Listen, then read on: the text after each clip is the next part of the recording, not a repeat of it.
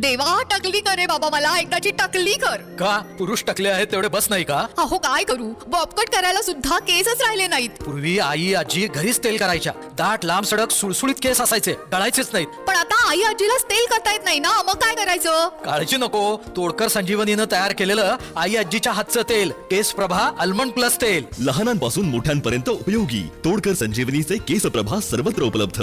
ना याचं ना त्याचं, आमचं तेल आई आजीच्या हातचं. कोल्हापूर शहराचा नेकलेस रंकाळा तलावाला आपण संबोधतो. राजश्री छत्रपती शाहू महाराजांच्या माध्यमातून त्या काळामध्ये अतिशय उत्कृष्ट काम झालं.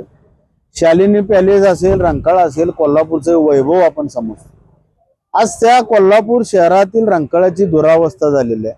म्युझिक फाउंटन हा जरा थोडा पार्ट आपण बाजूला ठेवू. थोडासा रंकाळ्यामध्ये मिसळत असणारं सांडपाणी, रंकाळ्यामध्ये मिसळत असणारं ड्रेनेजचं आणि दूषित जलपर्णी, ह्यामुळे रंकाळा हा कायम दूषित अवस्थेत असतो. फिरायला जाणाऱ्या लोकांना 12 महिने सर्दी होणे, नाहक त्रास होणे, तिथून जाताना कुठल्या ना कुठल्या तरी वनस्पतीचा घाण वास येणे, अशा पद्धतीचं रंकाळ्याची आता परिस्थिती.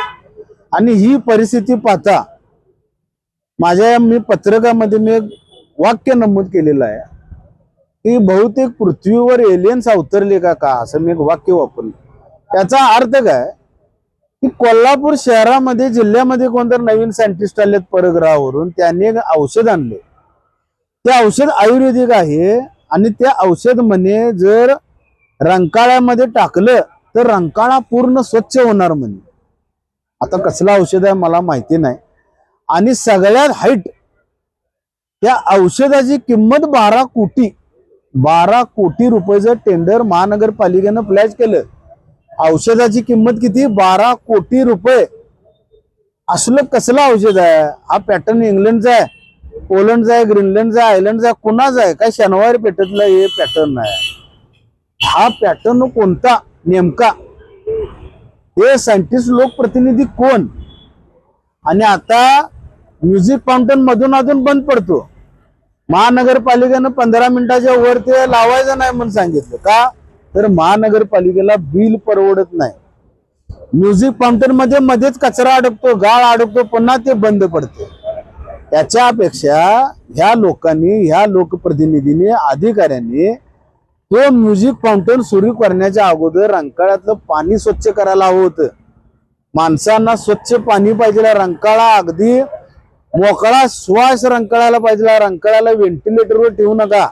फक्त त्या शिप्याला डागडुजी केली पण आत बेड रिकामे, आत ढेकणाने भरलेला बेड, अशी परिस्थिती आपल्याला रंकाळ्याची करायची नाही.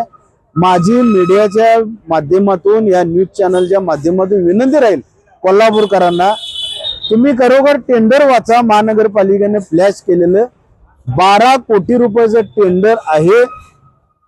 ती एक कन्सल्टन्सी कंपनीकडून यांनी केलेलं आहे.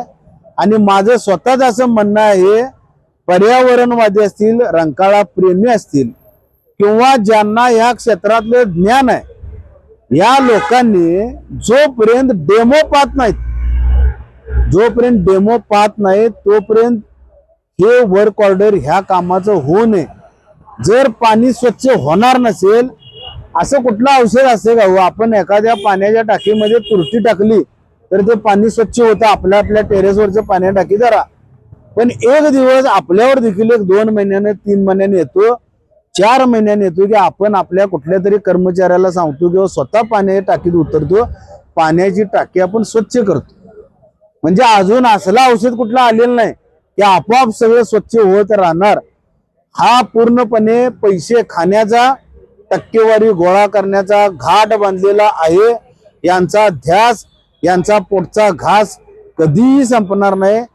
ह्या व्यक्तींनी, ह्या लोकप्रतिनिधींनी अधिकाऱ्यांना वेठीस धरून असलं काम कोणतेही करू नये. आम्ही करू देणार नाही. रंकाळा संवर्धन, रंकाळा बचाव कृती समितीला मी आपल्या माध्यमातून विनम्र आवाहन करत आहे की रंकाळ्यासाठी हे जे टेंडर निघालेलं आहे, यासाठी शहानिशा केल्याशिवाय 12 कोटी रुपये हे लोकप्रतिनिधीच्या घशामध्ये आपण घालू द्यायचे नाही.